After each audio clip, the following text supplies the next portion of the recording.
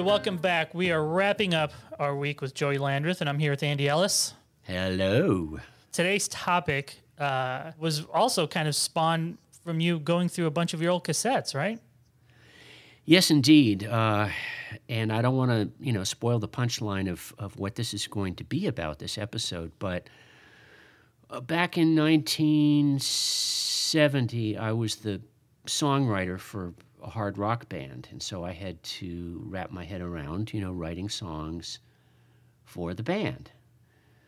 And in recent weeks and days, I have been going through some of these tapes and listening to myself 30, 40 years ago.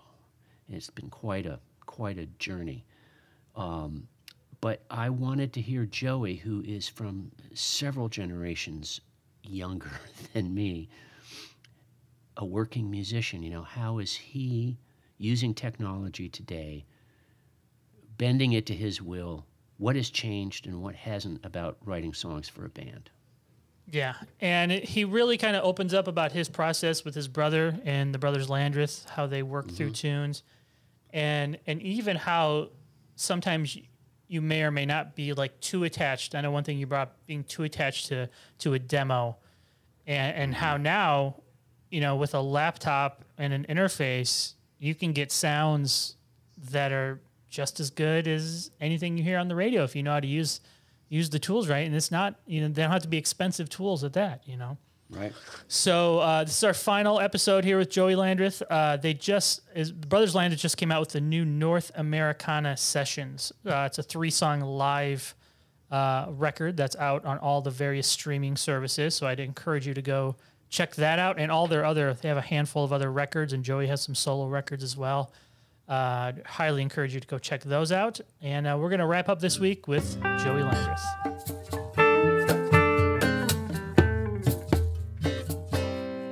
All right, everybody, welcome back. We're here once again with our week with Joey Landreth. It's Joey Landreth week here, Chasing Frets. Come on, it's the second best thing next to Shark Week.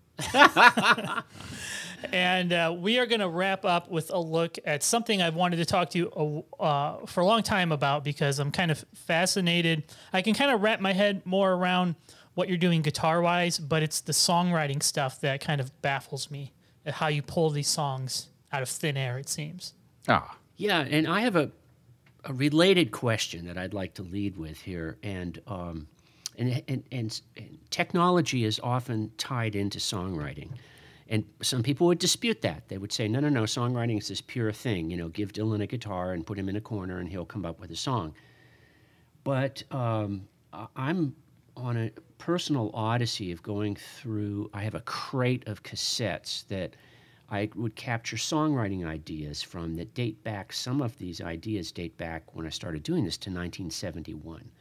So I'm calling it Message in a Bottle. I just started this, and I pull these cassettes out, and I get to hear myself decades earlier sketching on cassettes, But it's really rough audio. I mean, this is the thing. It was a handheld Sony. The whole point was just that I'm sort of singing to myself, going around in circles and trying to capture something, but I didn't want to lose it.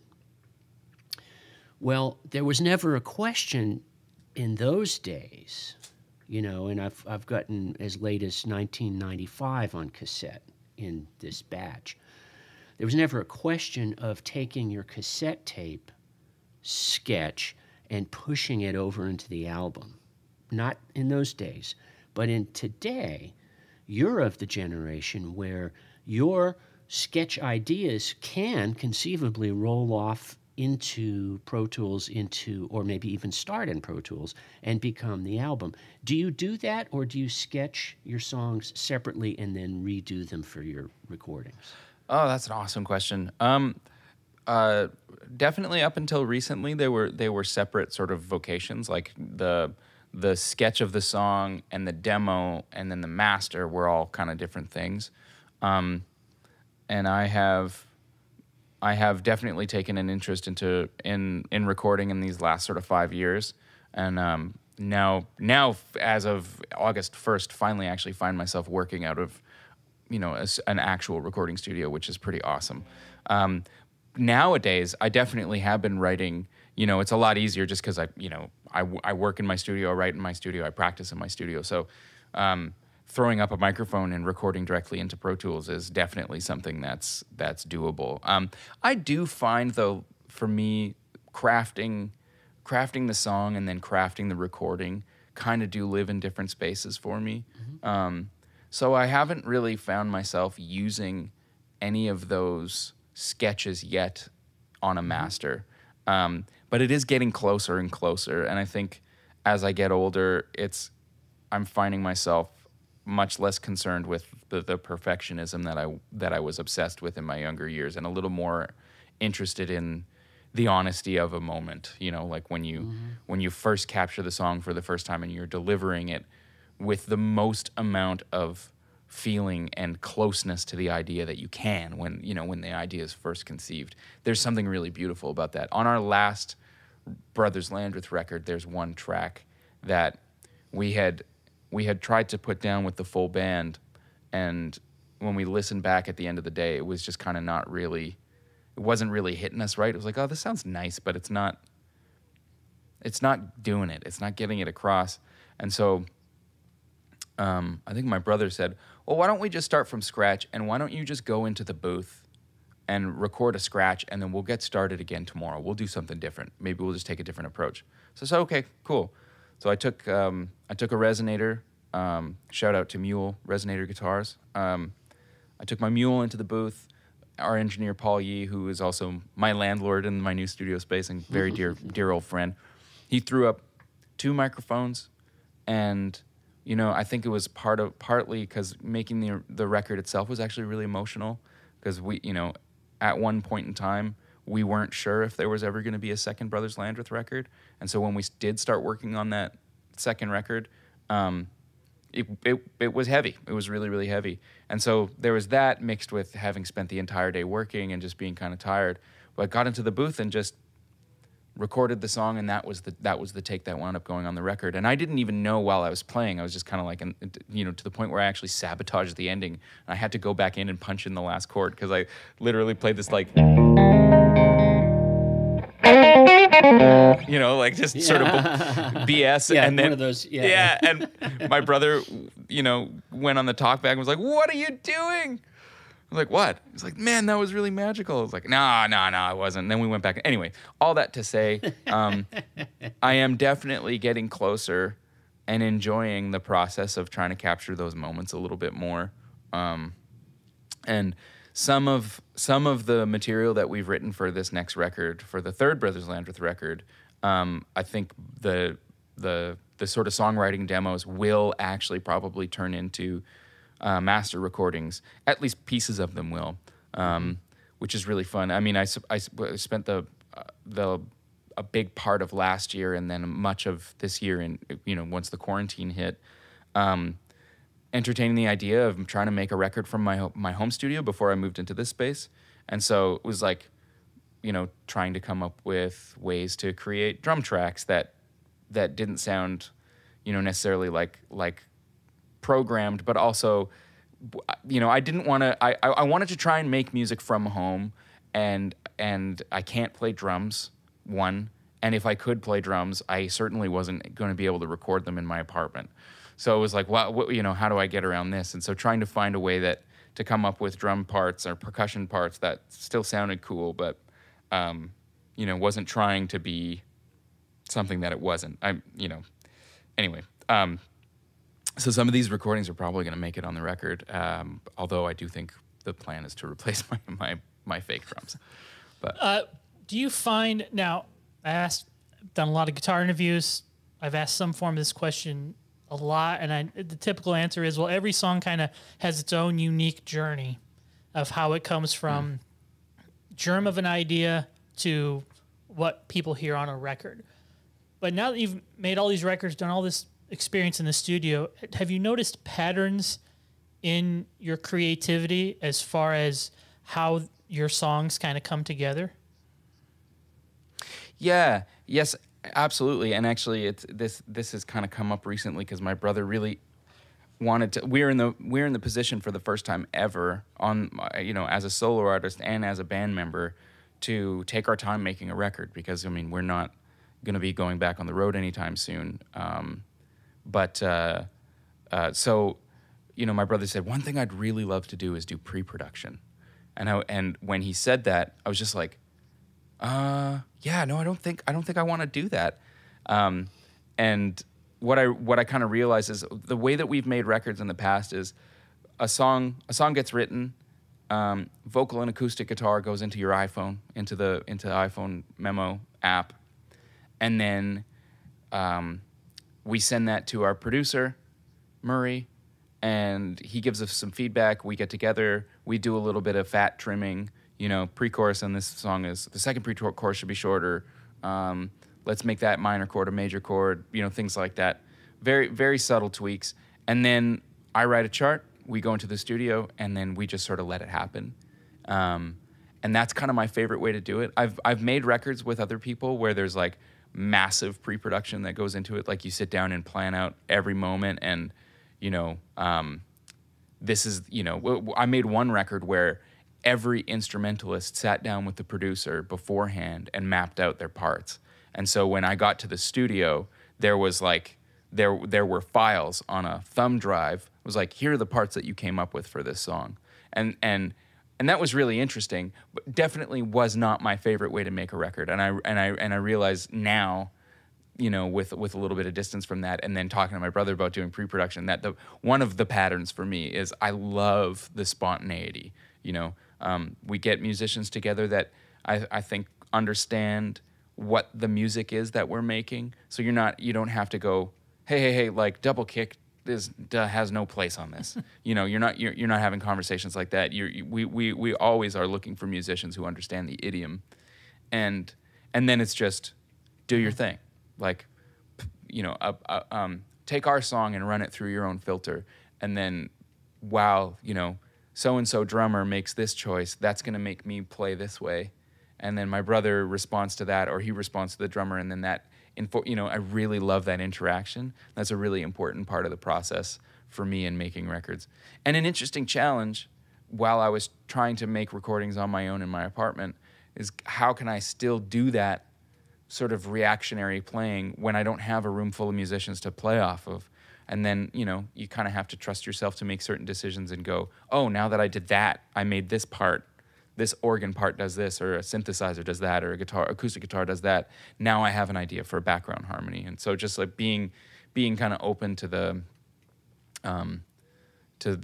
muse to kind of step in and take you by the hand and take you somewhere. That's probably my biggest pattern, if I can even call it that, or concept. That's how I like to make records. When I listen to contemporary rock bands and compare it to the music that I grew up with, that I still feel closest to, what you touched on just now was, I realize, is missing in modern commercial music, to me, to my ears, by and large. And that is people gathering in a studio. This is the way they used to do it. It used to be affordable, and it's the only way you did it. You hung out in the studio for a couple of weeks. But I think of the band, you know, and the first 3 albums of the band, you know, and I think of the Rolling Stones, if you've ever seen film footage of them shooting, I mean, it was Jean-Luc Godard's movie, but they were writing and rehearsing and playing and recording Sympathy for the Devil all in one. I mean, they were writing it and recording it, and that was the song.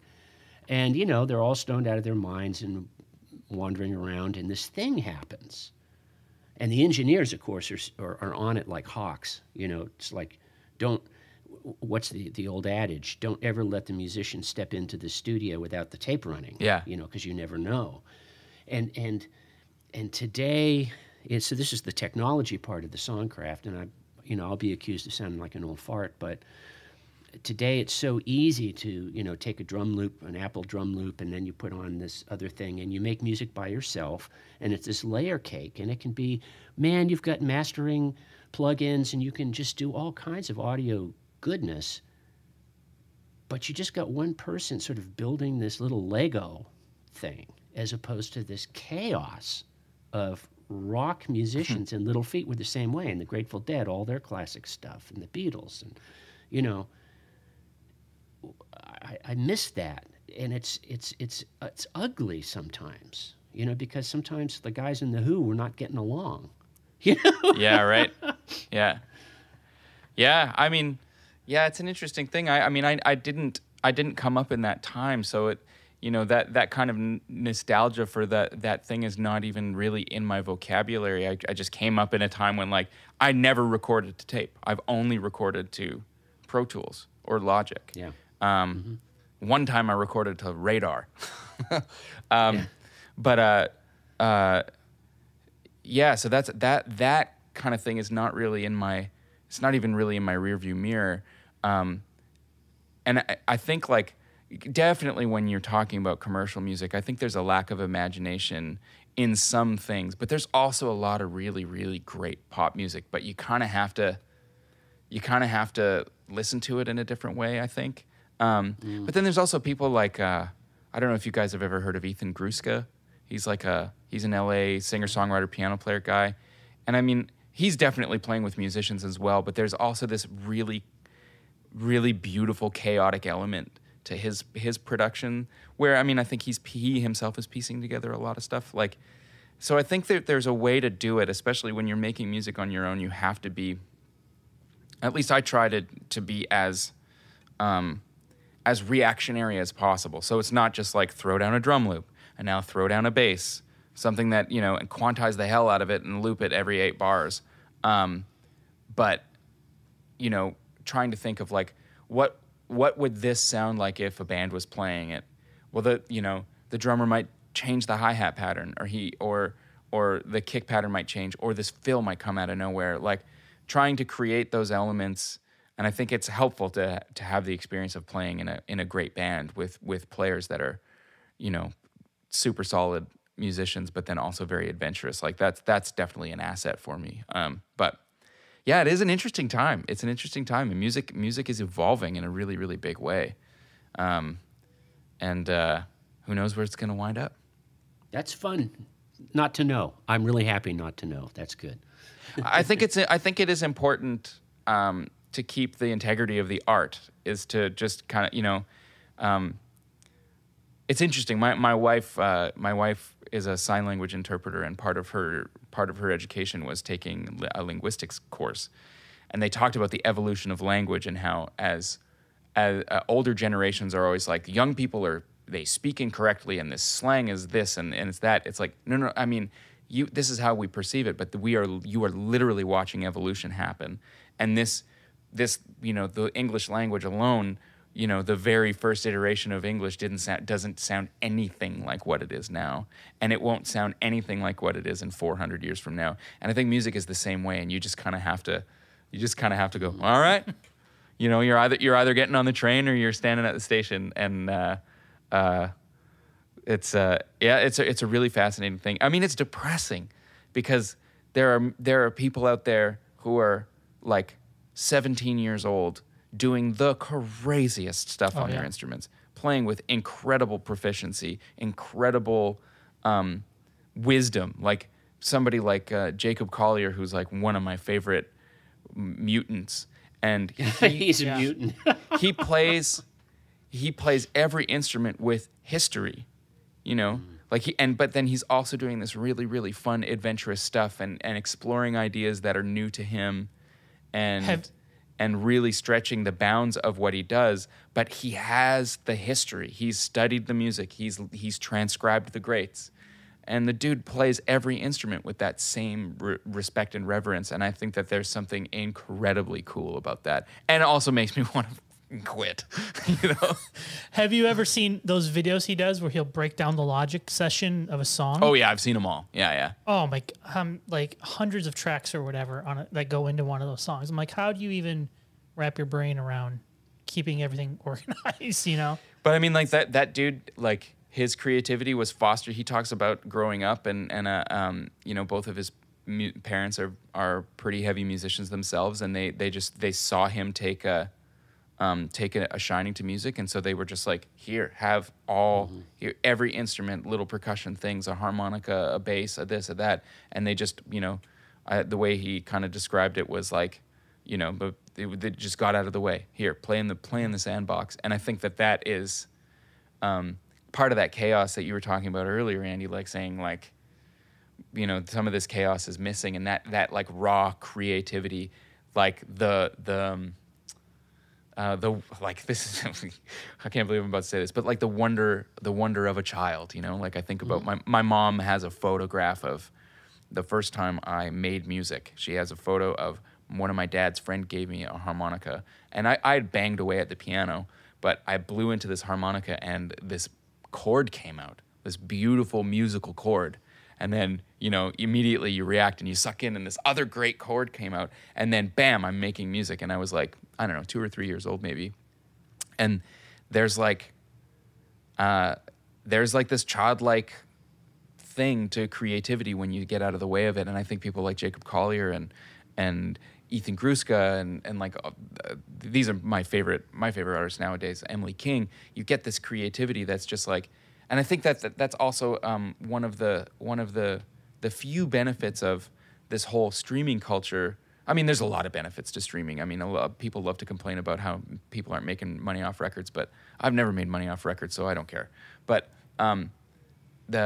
what it does is it allows these weirdos who would be chased out of major labels to make records on their own and get it to people who love it. The only reason why somebody like Jacob Collier is out there winning Grammys is because he makes music that means absolutely the world to him, and it's about as honest as it could be, and he's able to get it to people by himself. Right. You know, I'm sure he's got a label now, but like you never would have seen a guy like him getting signed to a major label 10, 15, 20 years ago, because they'd be like, well, this guy's obviously really good at music, but who's going to buy this? And like lots and lots and lots and lots and lots of people.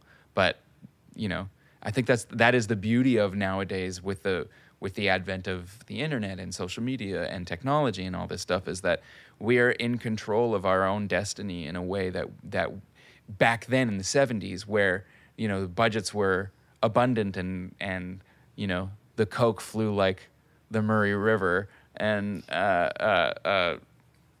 flowed, pardon me, like the Murray River, and it was something different. But now there's nobody saying you should do this, you should do that. You know, right. we at the very beginning of the Brothers Landreth, we had a lot of pressure. Before we got signed to our first record deal, we signed to a small label run by two guys that were really amazing.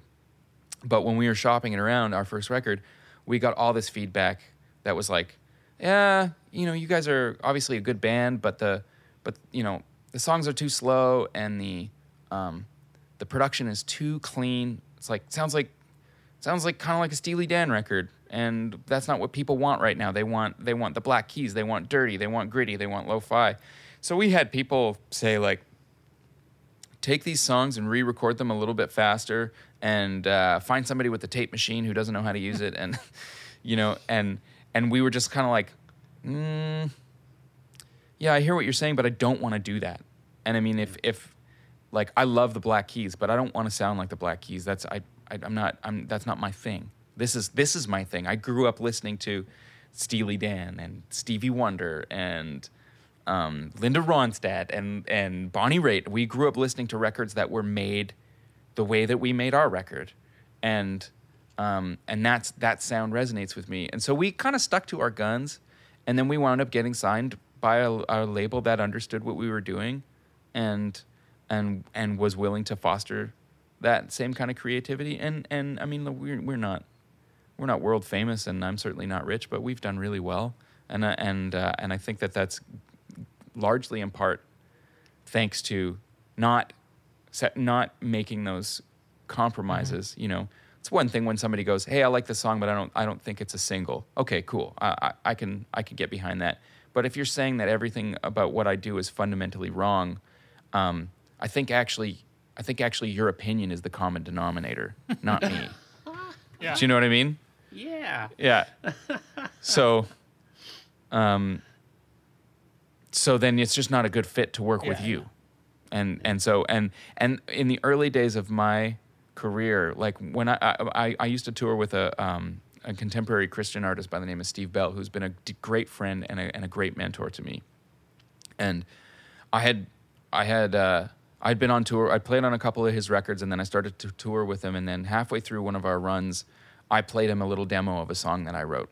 And I said, "Hey, Steve, let me know what you think of this." Like, and he just sort of said, I think this is really good. I think you should do this. I think you should be an artist guy. It's like, okay, cool. Well, how do I do this? Like, what does this even look like? I don't even know if people will like this. And he said, and he gave me a piece of advice that is probably the most valuable piece of advice that I've ever received. And it was, you don't try to tailor your music to who you think might like it. Make the music that fires you up, and go and find the people that it fires up. Don't, like, if you're trying to create something for a demographic, you've already failed. You're missing the point. And you know, the hard part is putting the music out there and being patient enough to wait for people to find it. And that's kind of what we did, and that's kind of what we've made that's kind of been our mission statement, is we make the music that makes us feel really good. And then, you know, now at this point, we're fortunate enough to have a team of people that are working with us. But now it's the jobs of ourselves and that team of people to find the people that are going to love this music, not the other way around. Not make music that lots of people are going to love. And I think that's kind of the motto of the whole new industry, and I think it's a really beautiful thing. It means you have to think harder about it. You can't just be high on coke out of your mind the entire time. You actually have to have some sort of sense of business to kind of keep your head on straight. But I think it is a better way. I do think it is a better way in a lot of ways. So, I don't know. Those are my opinions. Well, I couldn't think of a better way to wrap up this week with Joey. So thanks again, Joey. And I got to say, I'm impressed that you're not wearing some sort of denim. It was a conscious decision. I can't just hand you all these Canadian stereotypes on a silver platter. You got to work for it. All right. Well, I appreciate it, Joey. Thanks again, and we'll talk to everybody next week.